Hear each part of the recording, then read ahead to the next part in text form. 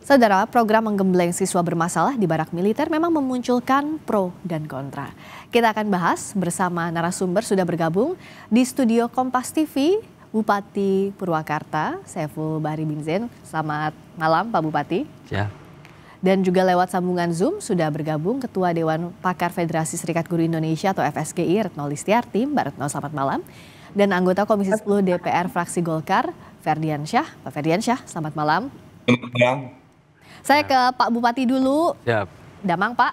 Alhamdulillah saya. Alhamdulillah. Hatur nuhun, terima kasih sudah hadir Pak Bupati. Ini kan sudah 2 hari berjalan. Boleh diceritakan kalau di Purwakarta ini berapa anak didik yang ikut dan dari mana saja mereka? 39 orang dari 15 sekolah.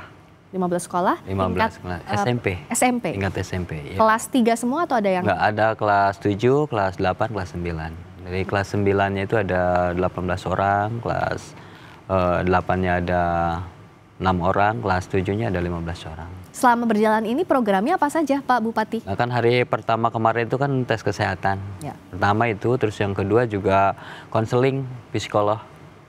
Ya kan, karena ditanya satu-satu mereka kenapa sih mereka tidak taat sama orang tua. Terus kenapa misalnya sering bolos.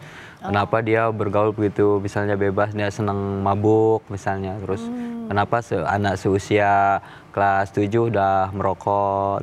Terus kenapa misalnya dibangunin sama orang tua, subuh nggak mau bangun malah melawan. Itu ditanya konseling satu persatu. Di hari pertama itu setelah tes kesehatan kan gitu. Ya. Hari kedua? Hari kedua tadi pagi itu kan ya pagi-pagi ya seperti biasa. Salat subuh jam 4 sudah bangun, terus olahraga. Nah, terus kebetulan kan yang kelas 9 ini kan ada ujian sekolah. Ya. Nah, mereka ujian. Oh, jadi tetap ikut ya ujian sekolahnya? Iya, itu aja apa, soalnya diantar ke komplek Resimen Armet dan gurunya juga pengujinya datang, kita ujian sekolah. Jadi mereka ngikut selain dengan materi-materi yang lainnya. Karena titik tekan materinya itu kan ini meningkatkan kedisiplinan. Ya. Jadi selain ada materi pelajaran-pelajaran yang biasa didapat di sekolah dan materi-materi lainnya, ada titik tekannya di materi kedisiplinan. Karena problemnya kan problem anak ini nggak disiplin gitu. Dan mereka itu tadi 39 betul ya Pak ya? Ya. Itu diserahkan oleh orang tuanya ke pemerintah atau seperti apa Pak prosesnya? Penyerahan orang tuanya, menyerahkan.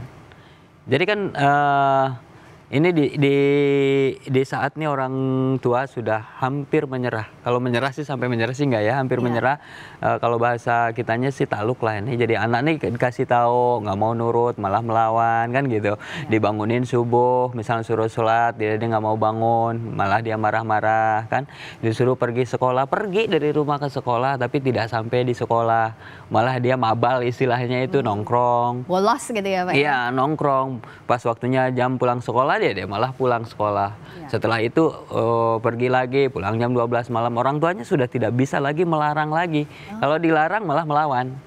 Nah, di saat seperti itu kan dia resah nih, dia harus berbuat apa sih orang tuanya? Saya harus melakukan apa? Dan dia datang ke guru BK, datang ke sekolah. Kan guru BK juga kan terbatas waktunya di jam sekolah. Malah ada yang sampai loh, itu yang salah satu anak itu disusul gitu. Di saat misalnya dari rumahnya pergi ke sekolah, tapi di sekolah tidak ada, guru sampai berusaha untuk menyusul, tapi nyusulnya kemana? Kan gitu, nyusulnya. Artinya di saat seperti itu, kan kita tuh kan harus ada solusi. Pas Pak Gubernur Jawa Barat, Kang Deddy Mulyadi, ya sudah titipkan aja ke TNI, ke barak militer. Nah, gayung bersambut. Jadi orang tua yang tadinya dia menangis karena anaknya dia nggak nurut, anaknya dia ngebangkang, terus anaknya dia malah melawan ke orang tua kan gitu. Ya air matanya mengering dan berubah menjadi kebahagiaan. Latar belakang orang tuanya apa Pak Bupati? Ya rata-rata kelompok ekonomi yang menengah sih ke bawah, ekonomi bawah. Oh, ekonomi lemah memang ya? Ekonomi lemah maksudnya. Ya, jadi ini dididik secara disiplin di barak militer. Itu dianggap solusi oleh pemerintah. Iya, dianggap karena ini problem kedisiplinan ya, problem di kedisiplinan. Terus juga Dan kita juga saya kan ngikutin pagi tadi setelah peringatan Hari Pendidikan Nasional ya, sampai terus tadi pembukaan saya ngikutin, saya lihat. Jadi jangan dibayangkan bahwa di barak militer tuh seram. Jadi kedisiplinan tuh sesuatu yang menyeramkan, kan tidak sebenarnya. Sebagaimana anak-anak kita yang dilatih paskibraka, mereka jadi disiplin, cuman ada muatan-muatan tambahan yang tempatnya biasanya di situ ya. Di sekolah masing-masing, sekarang tempatnya di barak militer itu aja. Oke, nah saya tanyakan ke Bu Retno. Jadi ini sebenarnya solusi kalau tadi Pak Bupati sampaikan, orang tua hampir menyerah, ada anaknya terlibat permasalahan, dididik bersama-sama, disiplinnya di sana tempatnya yang di barak militer. Tapi pendidikannya pendidikan karakter dan disiplin. Menurut Mbak Retno gimana? Kalau menyimak penjelasan Pak Bupati, anak nakal yang dimaksud kayaknya anak yang mungkin ini mayoritas ya saat ini kita temuin gitu. Jadi saya masih pertama mempertanyakan yang disebut dengan nakal. Kalau yang Pak Bupati jelaskan itu sebenarnya nakalnya anak-anak, nakalnya remaja ya. Nah, kalau kemudian tidak mampu menangani anak atau kurang mampu menangani anak, sebenarnya yang kalau di psikolog ya, yang harus pertama kali berubah sebenarnya orang tuanya dulu. Karena anak ini kan diasuh oleh orang tua, dan dia itu sebenarnya dibesarkan itu dengan pola, dan pembentukan karakter itu ya bagaimana dia diasuh di rumah. Jadi itu yang pertama, kayak sekarang misalnya anak SMP, umpamanya dia umurnya 14 tahun misalnya. Dia tuh 14 tahun udah kebentuk karakternya dari keluarganya kan. Nah lalu kemudian dengan 6 bulan sampai 12 bulan, lalu akan berubah kembali kepada orang tua yang sebenarnya juga belum berubah orang tuanya nih. Pas balik ya apakah menjamin juga akan berubah? Menurut saya enggak. Nah lalu yang kedua adalah nakal yang disebut Pak Bupati dengan nakal yang disebut KDM kayaknya beda ya. Kalau KDM kan lebih mengarah kepada kriminal kalau saya menyimak ya.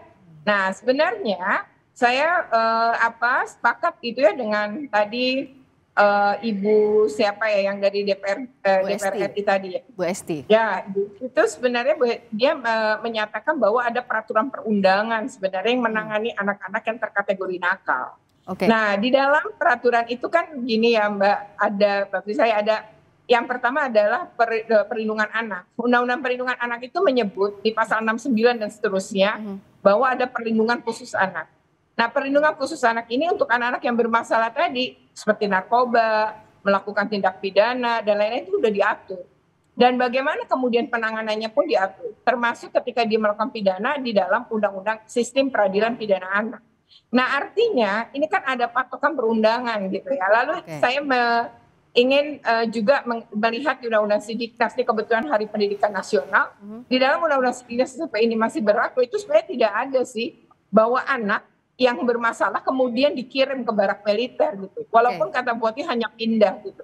Itu problematik sih menurut saya. Apalagi dengan jarak yang begitu jauh, gurunya suruh bolak-balik dari berbagai sekolah, berarti ada 15. Nah gimana dengan anak yang lain juga? Bagi saya yang juga dulu pernah jadi guru, kok nggak kebayang juga ya bagaimana kemudian berbalik tadi nganterin soal dan lain-lain.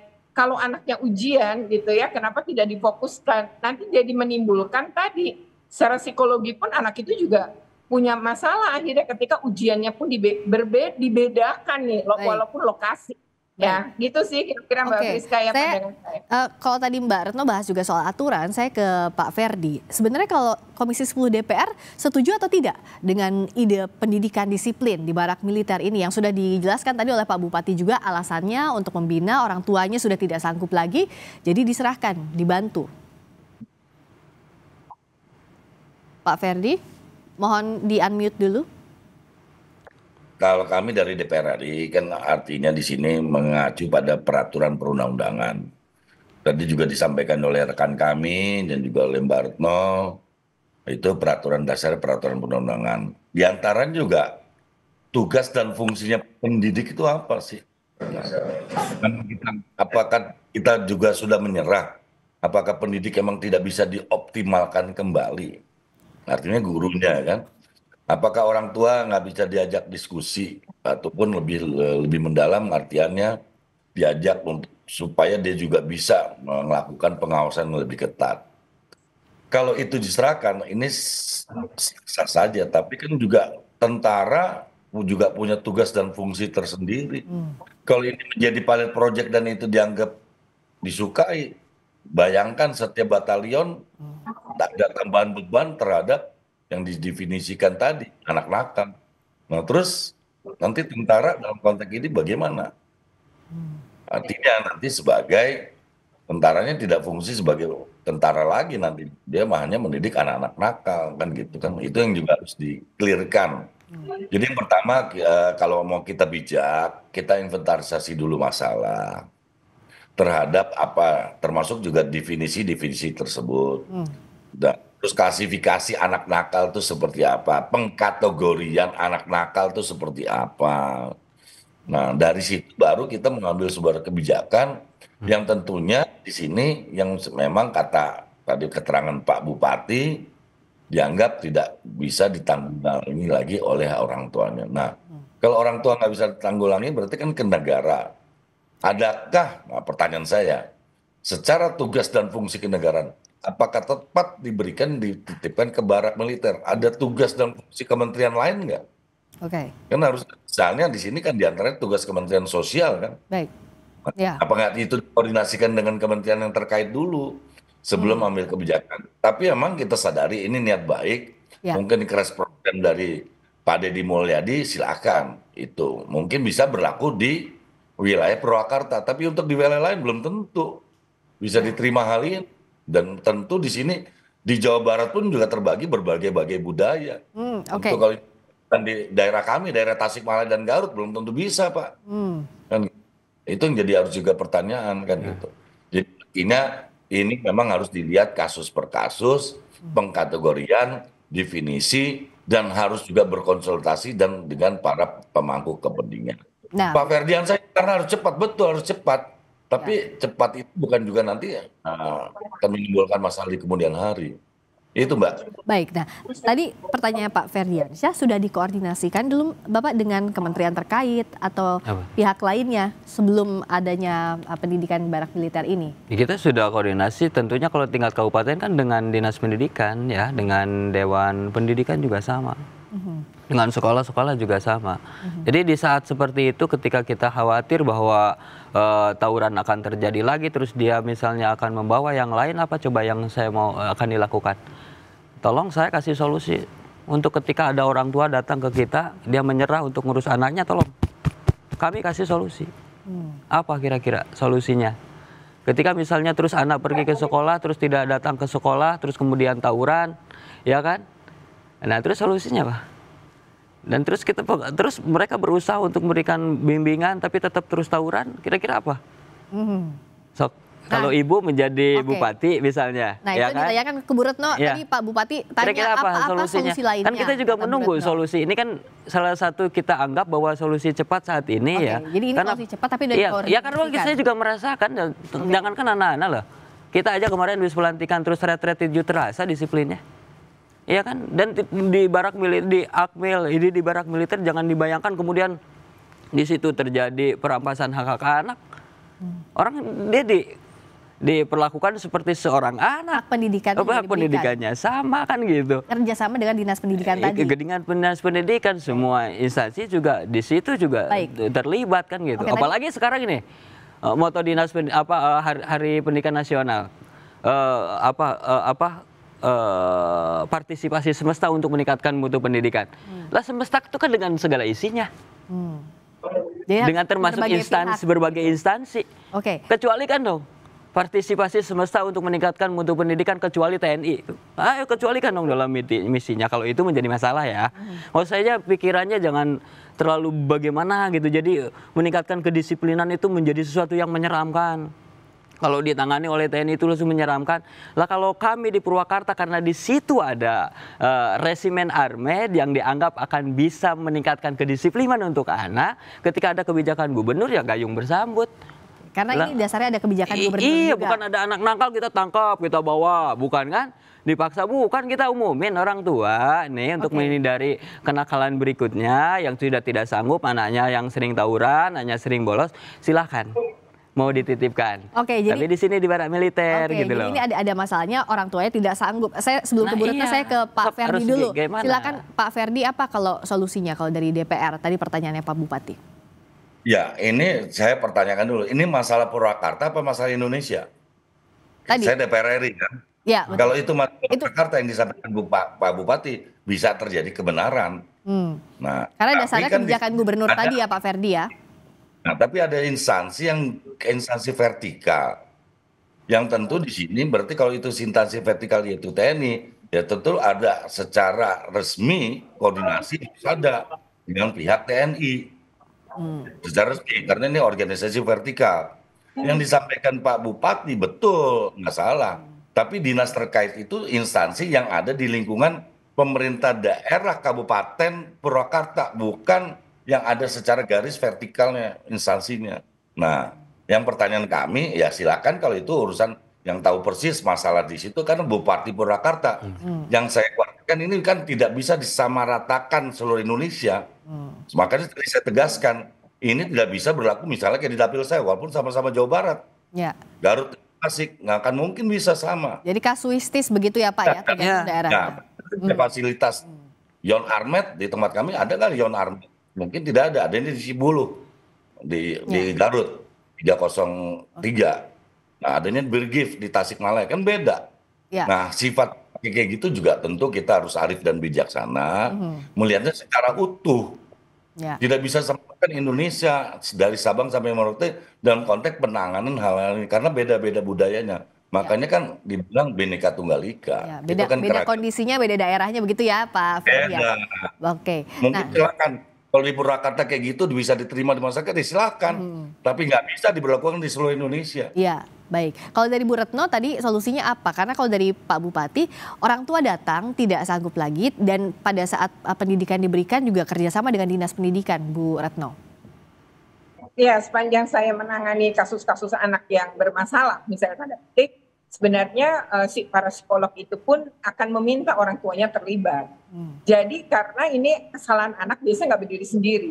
Jadi memang ada keterlibatan. Jadi orang tuanya ikut di assessment dan ikut juga mendapatkan terapi psikologi untuk berubah. Oh, oke, jadi orang tua juga diajak si anak. Iya, jadi ini yang disebut ketahanan keluarga. Jadi yang harusnya dibangun sebenarnya adalah ketahanan keluarga. Jadi misalnya Jawa Barat, kan ada Dinas Pemberdayaan Perempuan dan Perlindungan Anak, ada Dinas Sosial, sebagaimana diamanatkan Permendikbudristek 46, ya soal penanganan kekerasan di satu pendidikan, lalu juga ada tugas-tugas yang diemban pada Dinas Pemberdayaan Perempuan dan Perlindungan Anak maupun oleh Dinas Sosial. Nah, di sini harusnya dievaluasi.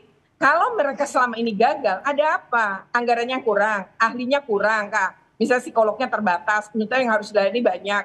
Ini yang harusnya sebenarnya dievaluasi dulu. Jadi kayak dokter, kita diagnosa dulu gitu, apa permasalahannya. Jadi tidak per individu, tapi lebih kepada sistem.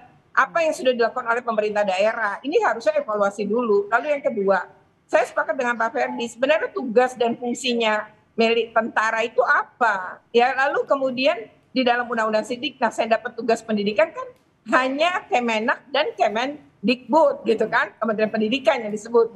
Nah, tapi kan tidak ada TNI dalam hal ini gitu. Lalu bagaimana kurikulumnya? Dan satu lagi, ini menurut saya tidak ada kemudian dengan stakeholder pendidikan termasuk Kemendikbud. Jadi yang misalnya gini, anaknya mau 6 bulan sampai setahun. Bagaimana?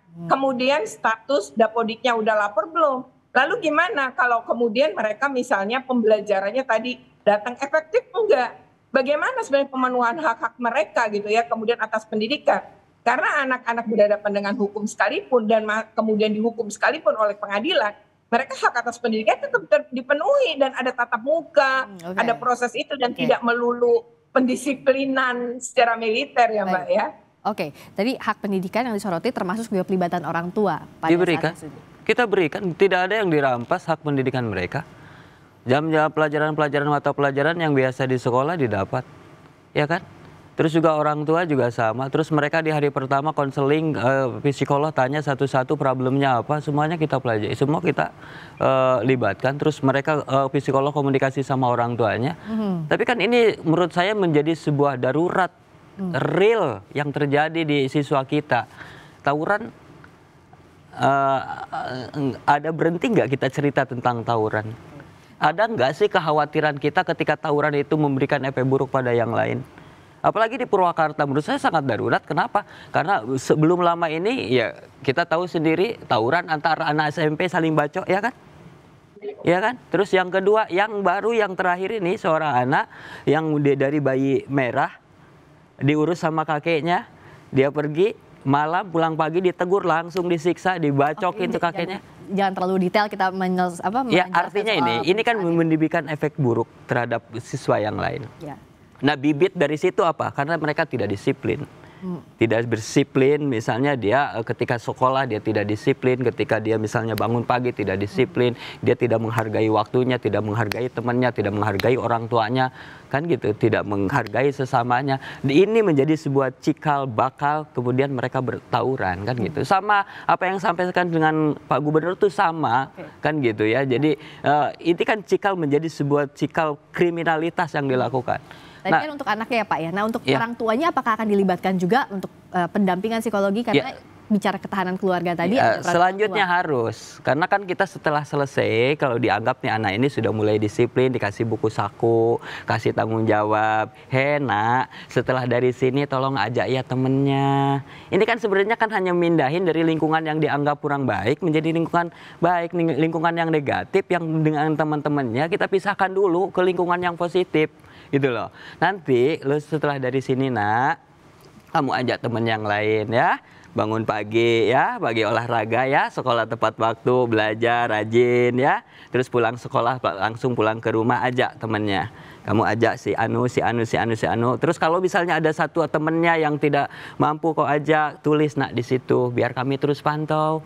Ini anak ini kenapa nggak bisa terajak, nggak bisa sekolah yang harusnya pulang punya jam 1 atau jam 12, dia jam 9 sudah pulang, kasih tahu. Jadi semuanya dalam pantauan gitu. Dan kita perlakukan dia menjadi seorang anak, bukan seorang kriminal. Bukan seorang anak nakal, kita perlakukan dia perlu perhatian khusus saja. Cuman kita anggap yang bisa meningkatkan kedisiplinan di saat orang tuanya tidak bisa, institusi TNI pada saat ini ya. Menurut kita orang Purwakarta loh ya, kita nggak tahu secara nasional kan kita bicara saya Purwakarta. Per daerah tadi. Pak kalau ini anggarannya daerah Purwakarta atau kerjasama dengan Pemprov? Pemprov kan itu kan kebijakan gubernur kan gitu. Bagi kita kan penerima manfaat ya. Nanti kita anggarkan dari Dinas Pendidikan juga. Jadi kan yang gitu, dipakai adalah anggarannya dari Pemprov Jawa Barat. Pemprov. Tidak, bukan dari. Ya kan sebenarnya kan cuma tempat aja, hanya tambahan makan aja. Ya kan? Karena gurunya kan biasa, guru yang biasa mengajar ya kan? Di sekolahnya masing-masing. Iya, ada yang sekolahnya masing-masing, ada yang sekolah terdekat. Yang penting materi pelajarannya sama, karena kan itunya kelasnya juga berbeda. Ada kelas 7, 8, 9. Terus tokoh ulama juga ikut mengajar, dinas sosial juga sama kan gitu. Semuanya semuanya di situ terlibat kan gitu. Jadi ya kan kita sifatnya kenapa kasuistik aja dari kasus-kasus itu kan kemudian muncul menjadi sebuah kasus-kasus besar secara nasional. Lah kalau kita misalnya tidak selesaikan kasus yang kecil-kecil di setiap kabupaten, ya kan? Ya ini akan menjadi sebuah kasus nasional secara keseluruhan kan gitu. Dan ingat loh, Bu, sekali lagi saat tidak kita tangkap, kita ambil, enggak orang tuanya datang. Dan makanya minta bantuan. Minta bantuan. Ini ya udah terima kasih. Ini kita anak saya udah ada yang didikan gitu. Nah, masukan dari masing-masing Bu Retno juga Pak Ferdi, dari Bu Retno dulu, masukan dalam program ini apa? Ya, pertama anak nakal itu adalah masalah kesehatan mental sebenarnya. Jadi gini ya, secara prinsip orang yang bahagia itu tidak akan melakukan tindakan-tindakan buruk ya, baik bagi dirinya maupun orang lain. Jadi kalau orang tua yang bahagia, dia bisa bahagian anaknya. Jadi bahagia dulu nih orang tuanya, baru dia bisa bahagian anaknya. Nah jadi sebenarnya anak-anak yang tumbuh, berkembang dengan kondisi kehangatan keluarga dan juga kesehatan mental, itu yang akan disiplin, dialah yang akan kemudian punya prestasi gitu loh. Jadi sebenarnya yang perlu dibangun gitu ya, bukan kemudian pendidikan ke barak militer, apalagi tadi fokusnya hanya soal pendisiplinan gitu. Yang kedua, kondisi mental dan lain-lain itu perlu dibangun dengan tidak mereka diasing seolah-olah tuh dengan pendidikan tersendiri gitu. Tetapi kan dia masih anak-anak usia di bawah 15, ini kan masih ada proses di mana dia itu akan belajar di lingkungannya dan sama gitu, setara gitu. Kalau ini kan hanya 39 dari 15 dan lain-lain, itu beda loh anak-anak menanggapi. Jadi menurut kami gitu ya, sebaiknya apalagi tadi yang Pak Bupati sebutkan anak melakukan tindak pidana ini, Tapi anak itu masuk nggak ke barak yang sekarang? Gitu loh. Yang tadi tawuran masuk nggak ke sini gitu. Jadi ini jangan sampai juga, oh ini tergantung orang tua. Bagaimana dengan orang tua yang anaknya tadi berhadapan dengan hukum tadi justru malah nggak mau gitu nitipin anaknya ke barak itu gimana? Kan nggak berubah juga. Tapi tadi ya saya hanya mendorong niat baik. Itu juga harus dilakukan dengan cara-cara yang baik. Cara yang baik diantaranya adalah patuh pada peraturan perundangan dan tidak boleh sebenarnya nabrak-nabrak aturan perundangan. Baik. Demikian. Yang tadi anak yang kasus tawuran itu juga dibina di sana, Pak? Ada sebagian yang dibina yang dia ikut-ikutan, tapi bukan pelaku. Kalau pelaku kriminal kan tempatnya kan beda ya. Yang termasuk yang dia menyiksa kakeknya kan tempatnya juga berbeda. Tapi kan itu berdampak pada temannya yang lain yang ikut-ikutan ya. Cuman begini ya, yang harus kita ketahui.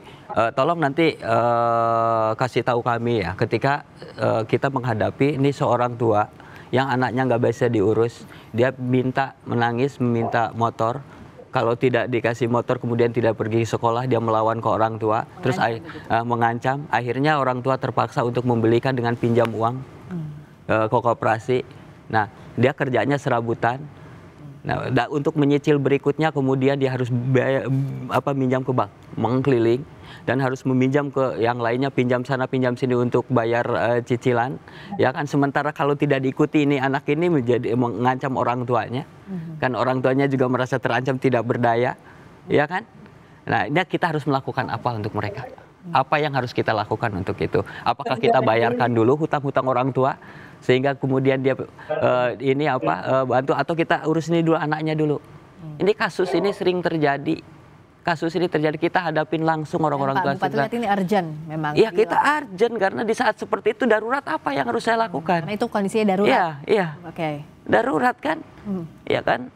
Saya nggak tahu lah kalau kabupaten yang lain kan tergantung. Lagian kan tidak dipaksa misalnya harus diambil. Ini silakan pada orang tua kita umumkan yang mereka sudah tidak berdaya, silakan titik ke anaknya. Berapa lama Pak nanti akan Ya kita programnya sih sebenarnya 6 bulan, tapi 2 minggu pertama ini kita lihat, kita evaluasi kan gitu ya, kita evaluasi dan sebaiknya semua pihak saya pikir untuk memberikan kontribusi positif, tolong tengok kami di sana bagaimana perlakuannya, tolong apa yang kurang, kondisikannya, tolong apa yang mesti dilakukan, tolong. Gitu, daripada kemudian kita saling misalnya ini jangan, ini nggak boleh, ini apa, ya kan? Karena menurut kami itu yang paling bisa kita lakukan saat ini dalam waktu cepat untuk bisa meningkatkan disiplin kan gitu ya. Kalau kita saling misalnya ini semestinya ini tugas ini kan semuanya juga sudah punya tugas masing-masing.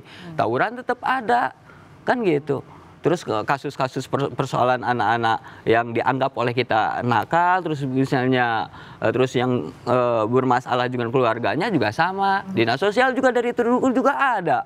Ya kan, Kementerian Sosial juga dari dulu ada, tapi orang tua yang bermasalah terhadap masalah sosial juga kan tidak selesai.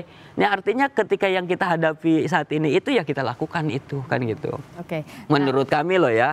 Tapi tentunya kan kita juga terus akan menerima masukan-masukan. Mudah-mudahan niat baik ini kita akan bermanfaat dan masukan dari semua pihak juga itu menjadi sebuah masukan buat kami.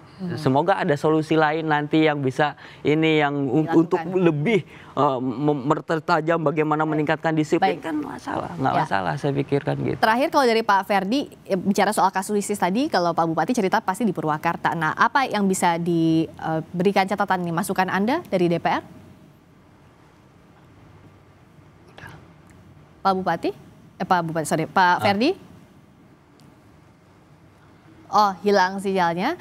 Tapi tadi catatannya adalah kalau dari DPR bahwa kasuistis sesuai daerahnya. Kalau dari Pak Bupati tadi menyampaikan bahwa ini yang terbaik ya Pak ya. Dan nanti evaluasi untuk di Purwakarta loh saat ini loh ya kan gitu kan gitu. Ini 2 pekan akan dievaluasi dengan kementerian. Dan tapi saya juga belum mendengar ya Pak Gubernur pokoknya wajib semuanya harus kita ini belum lah. Jadi yang dititipkan orang tuanya tentunya, yang orang tuanya menyerahkan, yang orang ini yang sukarela, yang dia udah menganggap bahwa dirinya sudah keteteran kan gitu. Iya kan? Ya, baik. Pak Ferdi terakhir catatannya apa kalau dari DPR? Ya, bagi kami kembali tadi memang betul kalau dibilang aturan udah ada yang ngurus masing-masing betul. Tapi ini jangan sampai kita juga salah dalam konteks nanti pertanggungjawaban secara administrasi negara. Karena pemakaian fasilitas di masing-masing kementerian yang baik vertikal mau tidak pasti ada urusannya masing-masing. Nah itu yang juga harus kita bicarakan. Saya hanya mengingatkan, walaupun ini kan bukan, kalau mau bicara tegasnya juga bukan urusan saya kan gitu kan. Nah, tapi sebagai sesama insan dan umat yang beragama kita mengingatkan juga, ya penting juga karena ini TNI adalah organisasi vertikal. Baik. Organisasi vertikal berarti izinnya harusnya ke Panglima TNI dulu. Baik. Gitu ya, karena apa? Ketika pemakaian atau penggunaan fasilitas itu kita pakai minta izin, saya nggak tahu di situ ya. Tapi sekali lagi dengan niat baik itu yang disampaikan oleh Pak Bupati bagus, itu ambil keras program. Tapi yang kami utarakan memang tidak bisa, ini hati-hati tidak bisa disamaratakan di seluruh kabupaten Daerah. kota, even itu Jawa Barat. Beda-beda, karena fasilitasnya dan pemahamannya juga akan beda-beda. Ya. Jadi informasi saja Bapak dan Ibu, yang sebagai penggunaan fasilitas militer itu apalagi sampai berbulan-bulan harus ada izin secara vertikal. Nah izin itu nanti, nah yang itu yang saya tidak inginkan nanti terjadi supaya nanti mengantisipasi Pak Bupati dengan hormat nih Pak Bupati, bukannya Pak dia nggak setuju. Jadi masalah. Nah, kami juga ketika menggunakan fasilitas seperti tadi militer, mau foto aja di depan Akmil harus izin.